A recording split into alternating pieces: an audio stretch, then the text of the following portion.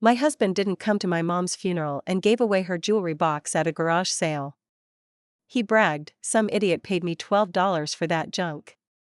I smiled and whispered, "That was Queen Victoria's collection." His face turned gray when the appraiser confirmed it. 5 years later, he was still trying to find the buyer. It was October in Charleston, South Carolina. The kind of fall that still clings to summer's warmth during the day but sinks into a cool silence at night. My mom had passed 3 days prior. Pancreatic cancer, fast and unforgiving. She was 68. And she died in the same room she gave birth to me in. I was her only child. And she was my anchor. Her name was Meryl Jean. Strong, southern, stubborn. She once slapped a possum off our porch with a broom and told it, "Not tonight, Satan." That woman raised me with one hand while fixing busted porch steps with the other. She made gumbo like poetry and had a laugh that could drown out the TV. And then she was gone. I was alone in our living room, folding the black dress she always said made me look like Audrey Hepburn after a breakdown, when my husband, Callum, walked in. "You sure you want a funeral?" he asked, poking his head in, holding a beer like it was an extension of his arm. She wanted one. Church. Closed casket. Hymns. The whole thing. Just seems like a waste. She's gone. Can't enjoy the flowers now. He shrugged and disappeared before I could respond. That's when I knew. He wasn't coming.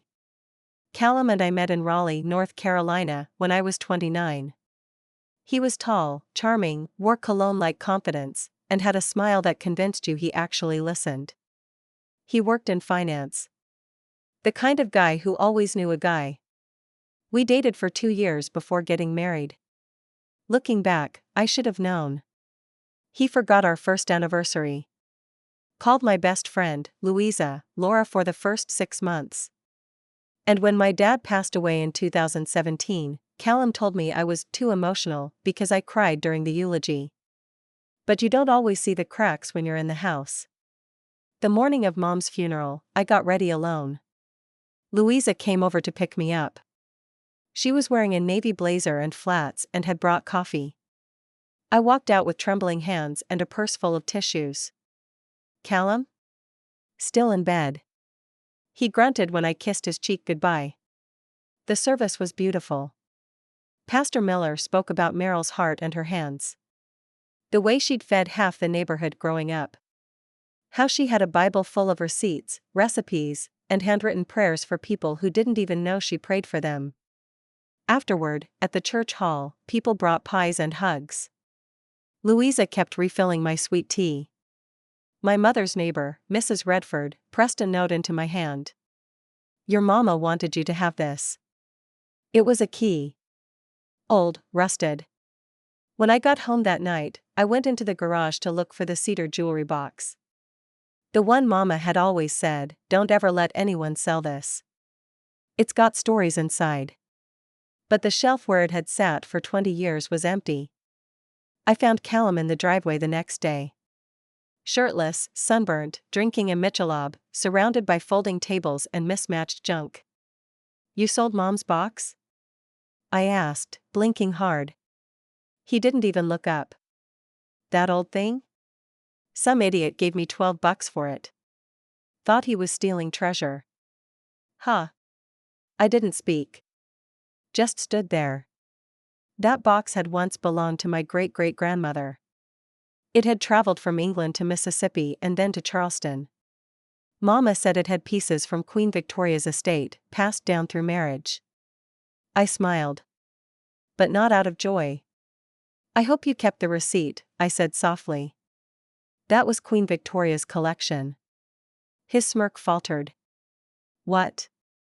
"You heard me." I turned and went inside. I didn't cry. Not that day. I just took out the key from Mrs. Redford's note, went to Mama's storage closet, and opened a second, smaller cedar box. Inside were all the original appraisal documents. Photos. Authentication papers. Newspaper clippings. She'd kept everything. The collection was worth, well, let's just say more than our mortgage. Callum didn't believe me at first. He laughed it off. Then Googled. Then tried calling antique dealers around Charleston. For months, he brought up that damn box at dinner. At breakfast. While brushing his teeth. "You're sure it was that box, right?" he'd ask. "Maybe she had too?"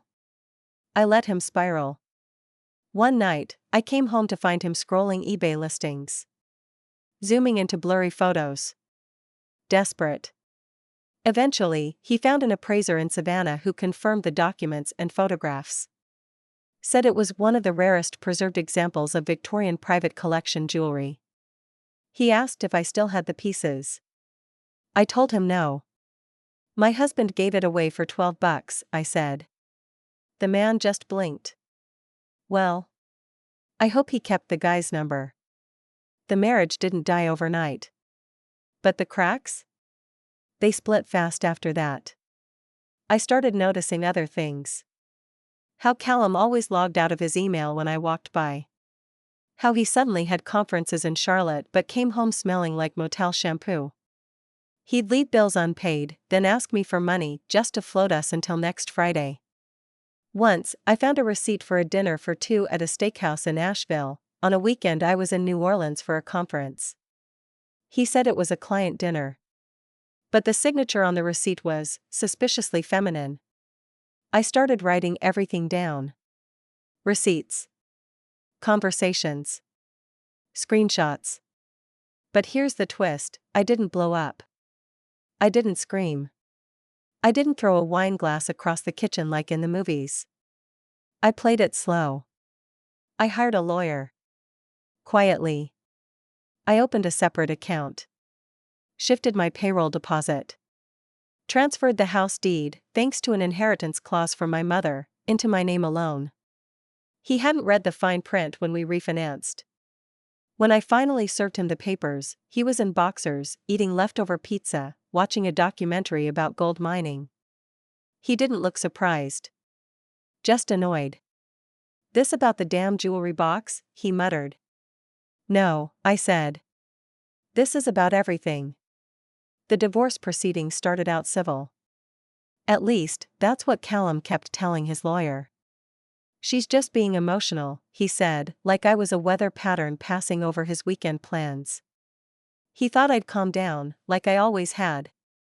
That I'd fold under pressure, back out of the separation, tell myself I was overreacting. But he didn't know the version of me my mother raised. The quiet kind of strong. The kind that doesn't explode, but endures. The kind that builds a case, a spine, and a plan, slowly, brick by brick. He tried to charm me into staying at first. Cooked dinner twice. Cleaned the bathroom. Bought flowers from the gas station and handed them to me like it meant something. He even found an appraiser in Richmond who said he could help track the jewelry down if we still had any proof. I told him I already had someone better, me. Because by then, I knew he wasn't trying to find the jewelry to fix our marriage. He was trying to flip it for profit. About 6 weeks into the separation, Callum showed up at my workplace. I was at the library. I'd gone back to school a few years prior to finish my degree in archival studies. I'd always loved preserving stories. Maybe because so much of mine had been erased in a marriage where my voice barely made a dent. He stood in the parking lot like a wounded soldier. Hands in his pockets. Same cologne. Same fake concern. "We need to talk," he said. "No, Callum. You need to listen." But he wasn't good at that. Never had been. He told me he missed me. That he realized what he'd lost. He even brought up my mother, my dead mother, as a way to get under my skin. Said she would have wanted us to work through it. I asked him what her middle name was. He blinked. Said nothing. "Exactly," I whispered. Then I walked away. Later that month, I got a call from Mrs. Redford. She lived across from my mom's house and knew everything before it happened. If gossip were a martial art, she'd be a black belt. She told me a man had been knocking on doors in the neighborhood, showing a photo of the jewelry box, offering $500 if anyone had seen it. Callum was desperate. She said he looked thinner, tired, like someone who hadn't slept right in a while. She chuckled when she told me. Said it served him right. I told your mama he was a slippery one the day y'all got engaged, she added. I didn't disagree. Meanwhile, I was rebuilding. I'd moved back into my mom's old house on Meeting Street. Painted the living room walls. Refinished the kitchen cabinets with Louisa's help. Got a cat. Started baking again. My world got quieter. But it also got clearer. The silence wasn't lonely anymore, it was peaceful. I stopped checking his social media. Stopped wondering what he was doing. I was too busy filling my days with things that actually fed me. Things that made me feel like me again. Sometimes, I'd catch myself humming in the morning while making coffee. I hadn't done that in years. But Callum wasn't done. He started leaving voicemails. Long ones. Talking about dreams he had where he found the box and returned it to me. As if that would erase everything. As if one treasure hunt would cancel out years of being emotionally abandoned. I never called back. I never deleted the voicemails either. I kept them. Just in case I ever doubted myself. A year into the divorce, he filed a motion claiming half the value of the lost jewelry box. Said it was marital property. My lawyer, bless her patient, steel-eyed soul, laughed. She pulled out the appraisal records, the dated inheritance documents, the clause in my mother's will stating it was a non-transferable heirloom, passed through matrilineal descent only. Even the judge rolled his eyes. Case dismissed. Callum stormed out of the courtroom like a child who just lost at Monopoly. A few months later, Louisa and I were in Savannah for a historical archives conference. We wandered into this dusty little antique shop on River Street, just for fun. And there, behind glass, was a jewelry box. Not mine. But so similar it made my breath catch. Louisa noticed my face. You okay? She asked. I thought it was hers, I whispered. But it's not. Still, I asked the clerk about it.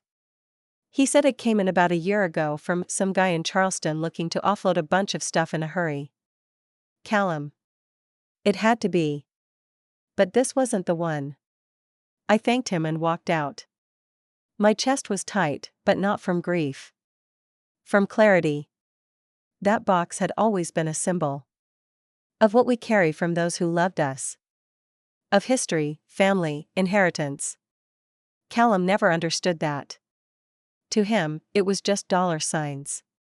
A few weeks later, he emailed me. Said he was moving to Texas. Said he'd let go of the hunt. That he was tired of chasing something that didn't belong to him anymore. I didn't reply. He was right. It never belonged to him. None of it did.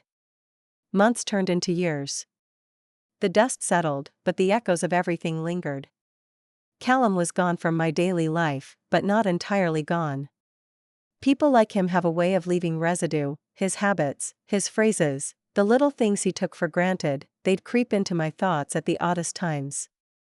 Sometimes, I'd wake up expecting to hear the TV blasting some stock show at 6 a.m., or smell that awful microwavable sausage he used to eat like it was gourmet. But instead, it was quiet. Calm.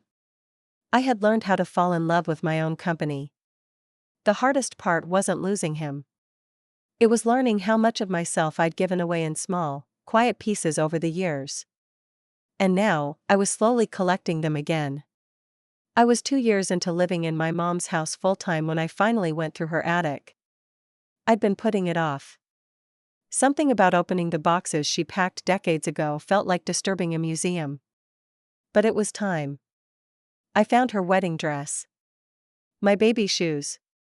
A stack of letters from a man named Everett who wasn't my father. I didn't read them, at least not right then, but I smiled. My mother had a full life, more than she let on. And maybe, that was her gift to me, a reminder that even when people think they know your whole story, there's always more. Then, in one of the far corners of the attic, behind a row of faded suitcases and under a yellowing quilt, I found a small velvet pouch. I recognized the embroidery. It was from the same set as the Queen Victoria collection. My heart skipped. I opened it slowly, half expecting nothing. Inside was a single piece. A brooch. Emerald, sapphire, and pearls. Intricately designed. Undeniably Victorian. It had likely been misplaced or tucked away before my mom passed. She always said, "Hide one piece, just in case." I thought she meant metaphorically. My hands trembled as I held it. It wasn't about the money. It was about the link. The lineage. The silent, loving protection of generations of women who had worn it before me. That same month, Louisa came over for tea. She had a knack for making everything feel like a ritual: linen napkins, sugar cubes, the works. I showed her the brooch. "God, it's beautiful," she said, examining it like it was a crown jewel. "I think it's the last piece," I whispered. "Then maybe it's the piece that was always meant to stay." I nodded. I wasn't going to appraise it. I wasn't going to display it. I was going to keep it right where Mama had it, hidden, safe, close to the chest. That night, I sewed a secret pocket into the lining of my winter coat and placed the brooch inside. It made me feel like her arms were around me again. 3.5 years after the divorce was finalized, I heard from him again. This time, it wasn't a voicemail or a knock on the door.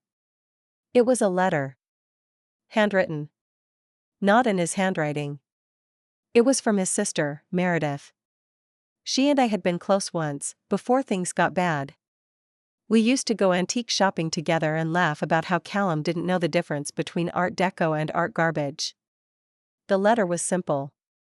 She said Callum had been diagnosed with something, I didn't know the details, and she didn't elaborate.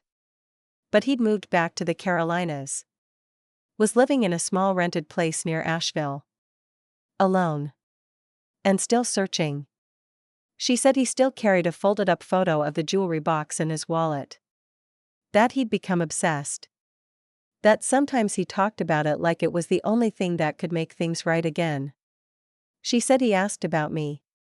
Not with anger. But with something else. Regret, she wrote. I think it's regret. I sat with the letter for a long time. Didn't cry. Didn't rage. I just stared at it like it might answer the questions I wasn't brave enough to ask myself. Did he ever really love me? Or did he just love what I gave him: stability, silence, access? Would finding that jewelry box have changed anything? Would it have fixed us? No. Because that box wasn't the problem. It was the proof of one. Callum had never valued what mattered. People, relationships, trust. He didn't sell the jewelry box because he was clueless, he sold it because he didn't care enough to ask what it was. 5 years and change after the funeral, Louisa and I went to an estate auction in Beaufort. It was mostly Civil War-era furniture and paintings of grim-looking people with powdered wigs. But then, at the far end of the room, in a glass case. Another box. Same design. Slightly different inlay. But unmistakably from the same lineage. My throat tightened. Louisa grabbed my hand. "Don't say it," she said. "I'm not." We watched from a distance as an older woman in a red cardigan won the bid. She looked pleased, like someone who knew exactly what she was getting. And for a second, I hoped, truly hoped, it wasn't the one. Because whoever had it now? I wanted them to want it. To treasure it. That night, I dreamt of my mother. She was in the kitchen, barefoot, humming to Patsy Cline. She turned to me, holding a bowl of peaches. "They don't always know what they lost, baby," she said. "But we do. And that's enough." When I woke up, I wrote the dream down in a notebook I kept by my bed. And I added something underneath it. Just one sentence: "He's still looking." But I stopped a long time ago. It was spring in Charleston again, soft breeze, azaleas blooming like they were painted on, and that sticky warmth in the air that told you summer was just around the corner. I was sitting on the porch, shelling butter beans into a ceramic bowl, same way my mother used to. I found it meditative. I'd do a little in the morning before work, a little after. Sometimes Louisa would stop by, bring her latest dates drama, and we'd sit, swap stories, and drink sweet tea with just a splash of bourbon. That day, though, it was quiet. Just me, the beans, and the creak of the rocking chair. Then a car I didn't recognize pulled up to the curb. It was a black Toyota Corolla, new, rental tags. Out stepped a man. Thin, slightly hunched, wearing khakis and a wrinkled polo. It took me a second. But then I knew. Callum. He looked older. Not just tired, weathered. Like life had been sanding him down year after year. There were bags under his eyes, and his hair was thinner. Grayer. He had a softness about him now, but not in a comforting way, more like something had dulled. He stood at the edge of the driveway, as if unsure whether to step closer. I didn't move. Just kept shelling beans. After a long pause, he called out, "Hi." My hand didn't stop moving. "You're a long way from Asheville." I was in the area. Silence.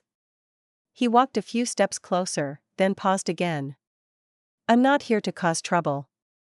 I thought maybe we could talk." I looked up at him for the first time. His eyes were sunken but familiar. There was a time they'd made me feel seen. Safe. Now, I just felt tired. "What is there left to say, Callum?" I asked quietly. I never got to say I was sorry. I let the words settle like dust. "For the jewelry?" I asked. "For everything." He sat on the steps. Not too close. Not like he expected forgiveness. Just near enough to be heard. "I've been in therapy," he said after a while. "Turns out I was a pretty selfish husband." I raised an eyebrow. "You needed therapy to figure that out?" He let out a breath that might have been a laugh. Might have been regret. "I thought if I just found the box, it would fix something. Prove something. I don't even know what anymore." "That you could get back what you lost?" He nodded. I shook my head slowly. "That's the thing about some losses, Callum. They're meant to stay lost."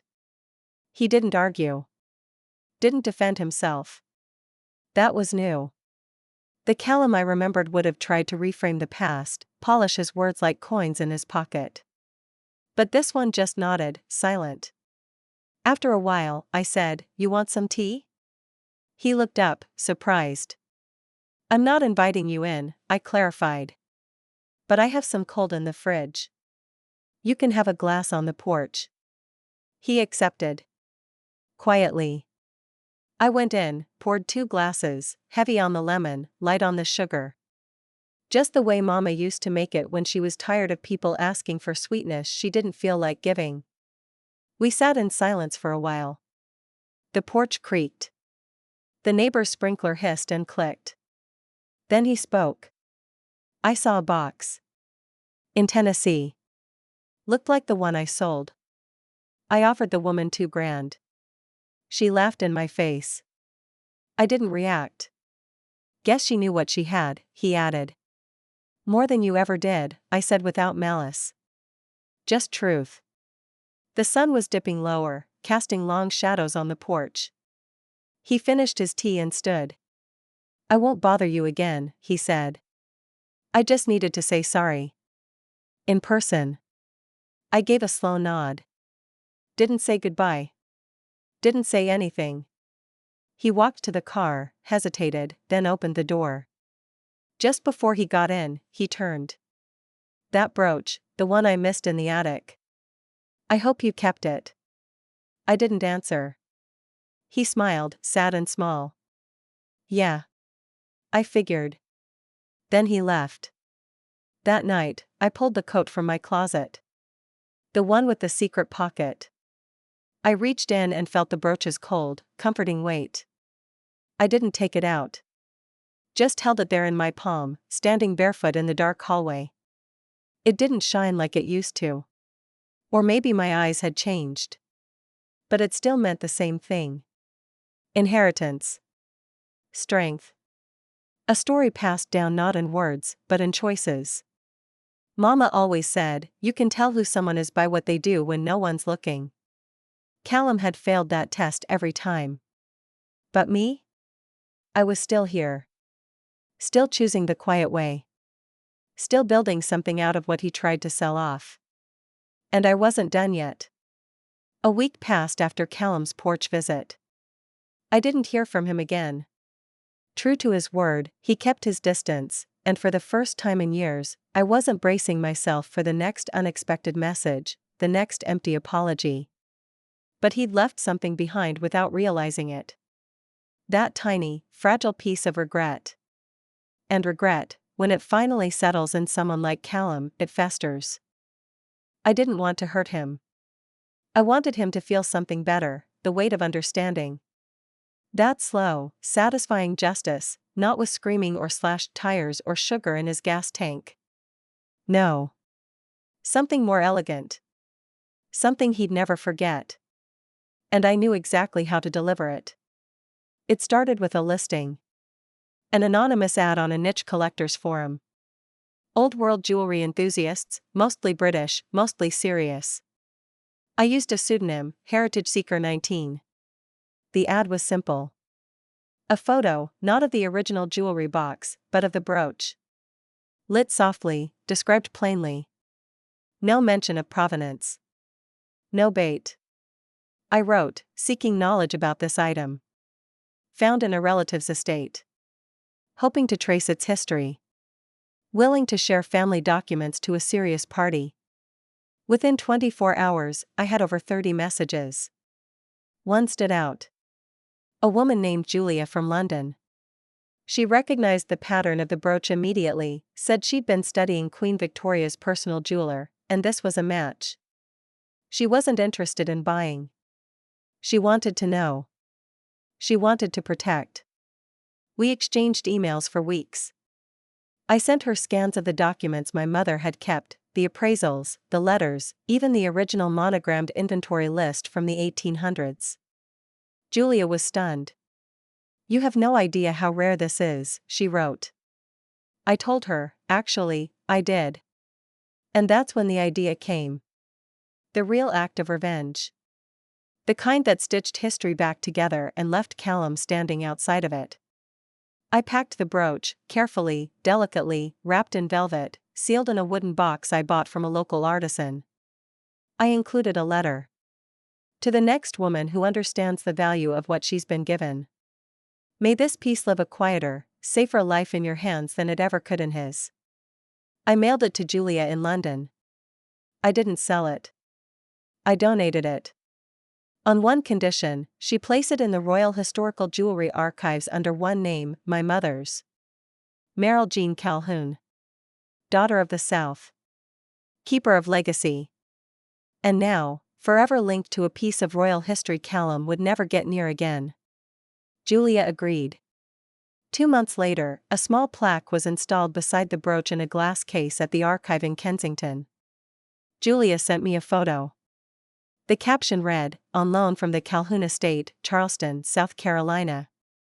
In memory of Meryl Jean Calhoun. I didn't tell anyone. Not even Louisa.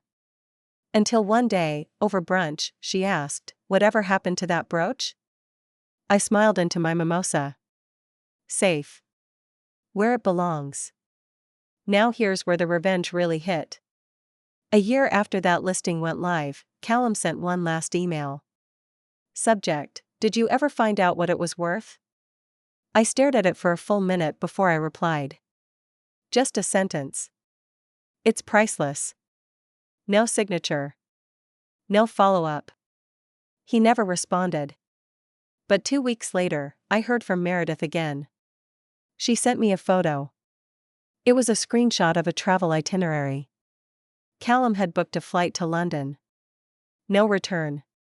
I guess he saw the archive listing, she said. I think he finally realized, it's gone. I didn't reply. There was nothing left to say. Sometimes, on slow afternoons, I look at that photo of the brooch in the archive. I imagine my mother standing beside it, arms crossed, giving a little smirk like, well, baby girl, you did all right. Callum spent years chasing treasure.